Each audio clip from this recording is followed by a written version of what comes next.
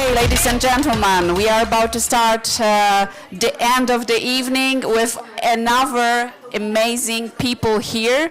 And next person I want to invite is Olga Kozierowska, actually a friend of mine and a woman activist, an entrepreneur and an artist and a singer and a writer and journalist and a journalist. Welcome. Thank you so much. Thank you. Good evening. Oh, thanks. It's a privilege to be here with you and congratulate to our winners. A great job they are doing. They've been doing and now they'll be still proving that the world can be better. I will try to deal with you talking. As Ola mentioned, I'm a singer, so I can sing at some parties, so I will manage that. But I would like to invite my special guest here to the stage, Thomas David-Barrett, author of Gender Species. We don't really have much time to talk. Yeah, he's coming. So applause, please. It's a great book on the subject, which is really important nowadays.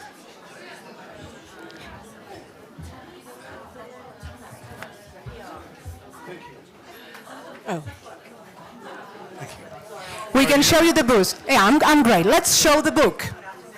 Ladies and gentlemen, the book is with us today. Okay. For 17 years, my foundation has been fighting for gender equality and for women's rights. And to be honest, a few years back, I thought that in near future, like in 2025, the world will be open for gender diversity, for gender equality, and the world will appreciate the benefits coming from that. However, we are facing a step back. And I'm wondering why. What are the roots of this step back? The patriarchy is why do you think that there's a step back? Yeah, what you can hear from the news coming from the United States, that diversity, equity, inclusion is no longer an issue, that there is no longer a problem. So I was wondering, what are the roots of that and why the patriarchy is still doing really well in many societies, and especially in developed countries.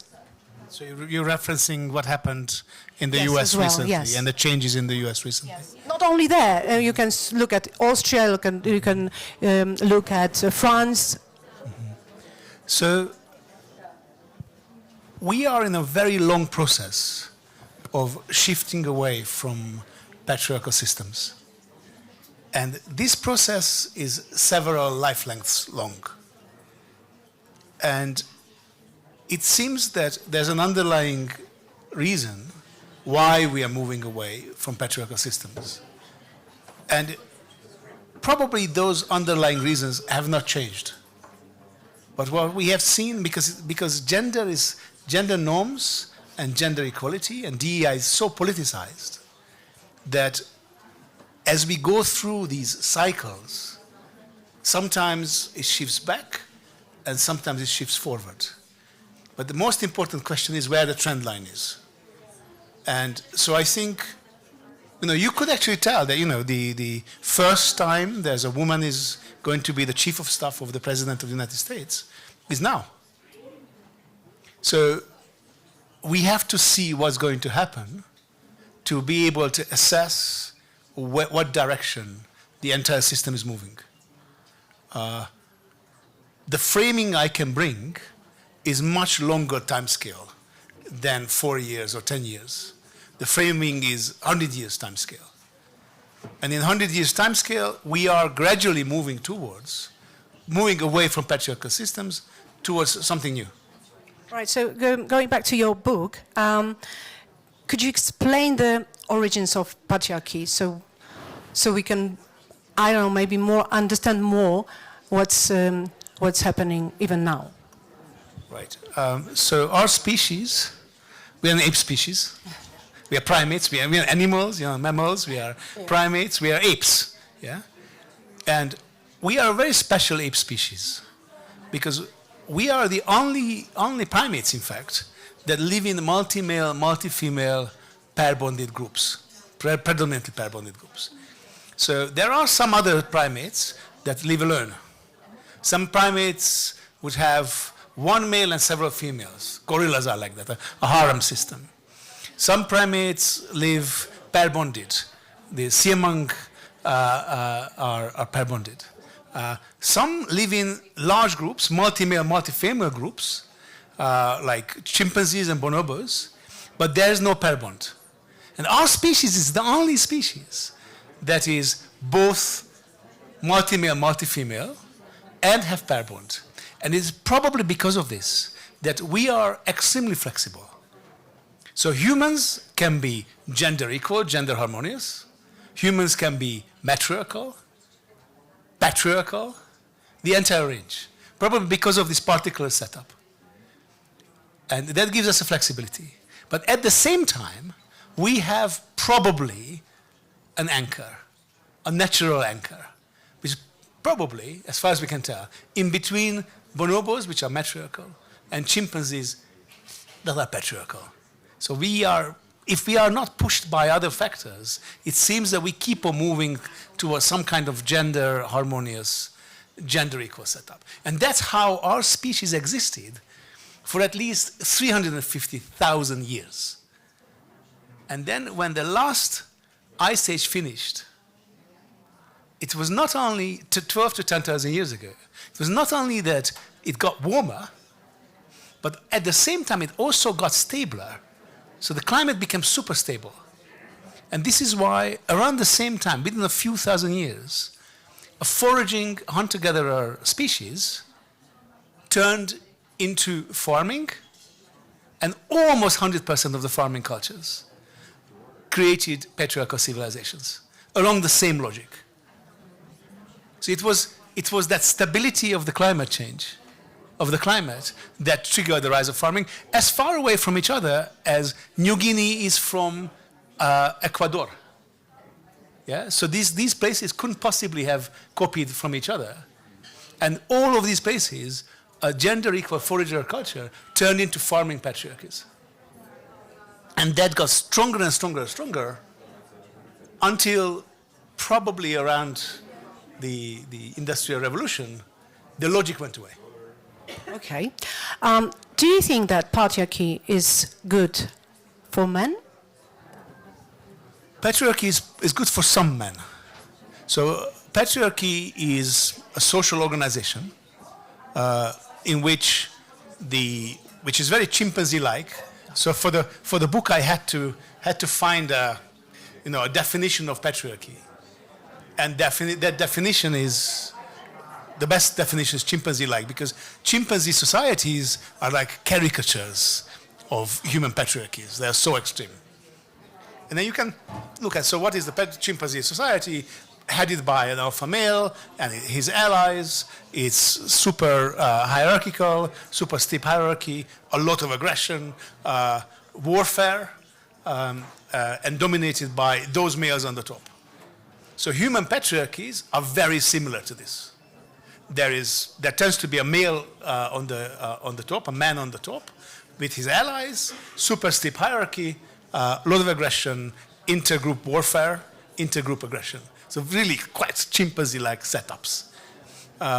And in this, the biggest beneficiary is the alpha male and his friends. The boss. The boss.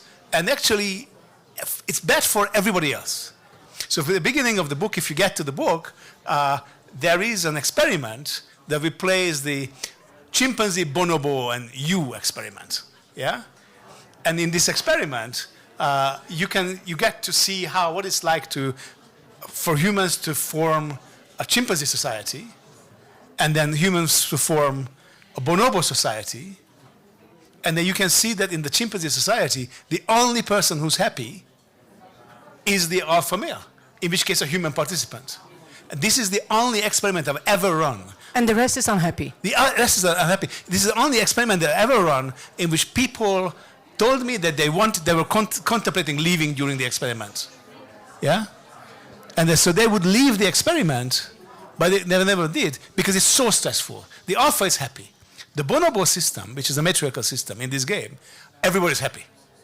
So it's better. It's better. It's better, but I'm answering your question. So it's not that men in general are it's advantageous in alpha in a patriarchal system.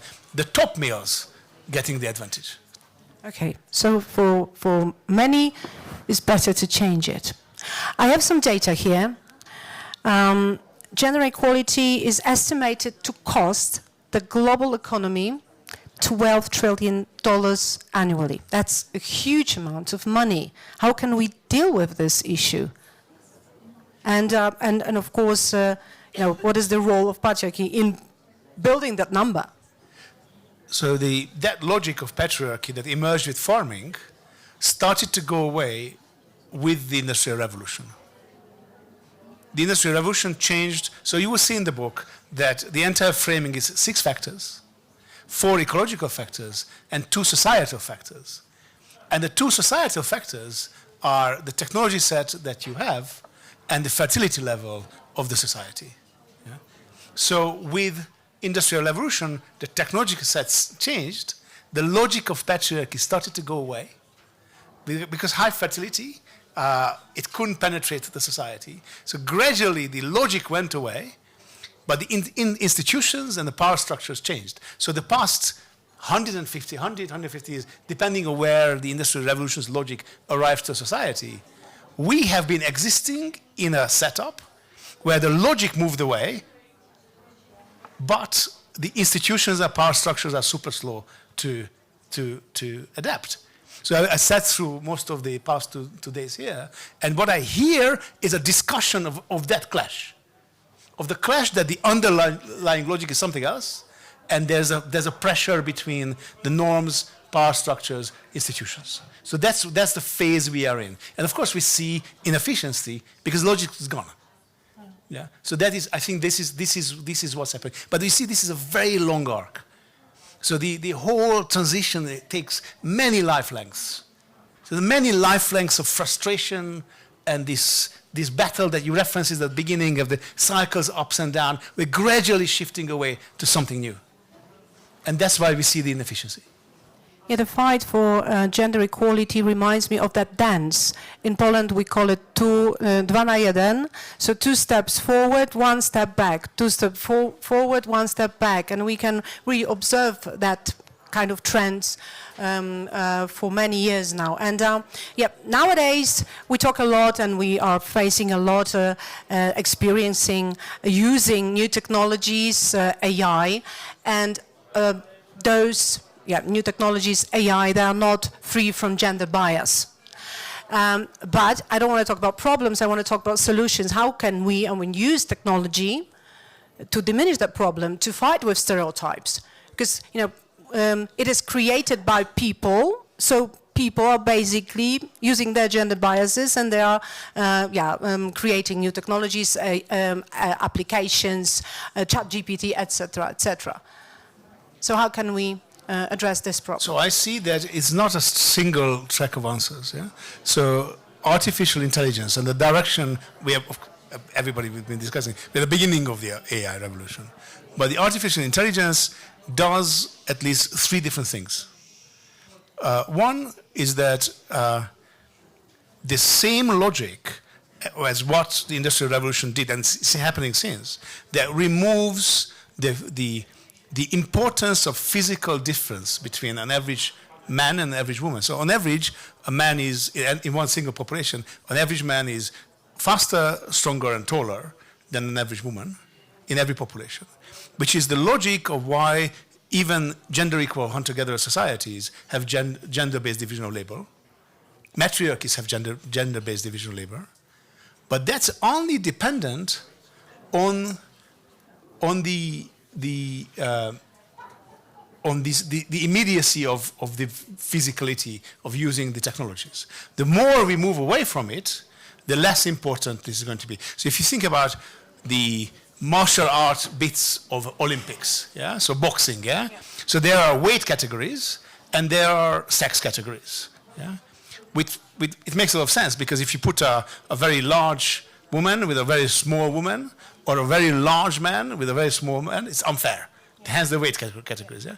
Fencing, a tool of murder, or in this case, a game, yeah? A tool, a technological change, suddenly the weight categories are not there. But still there are sex differences. Yeah? So that's the logic, how technology changes it.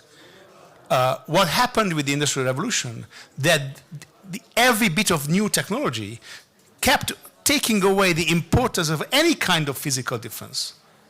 And as you arrive in the era of computers, it's gone. As you arrive the AI, it should be entirely gone, because there's no difference between a female brain and a male brain coding and running an AI system. So that's one factor. The second factor is what you mentioned. The second is that once you have this AI revolution, it's possible that two things happen. You can actually amplify the existing prejudices of a culture, which is what we see. There was a session today on that. But it's also possible to make a jump into something new, which was also discussed in that session. So the second one is that AI, and that's something that we can do quite a lot about it. And I think there's a brilliant session, quite a lot of thinking about how to avoid that. Yeah? The third is, which we discuss a bit less, but is also very important, that the AI revolution is creating a new wealth accumulation form. And that wealth accumulation form, at least so far, has been dominantly in the hands of, happening in a male-dominated industry, the tech industry, created this phenomenon of tech bros, yeah?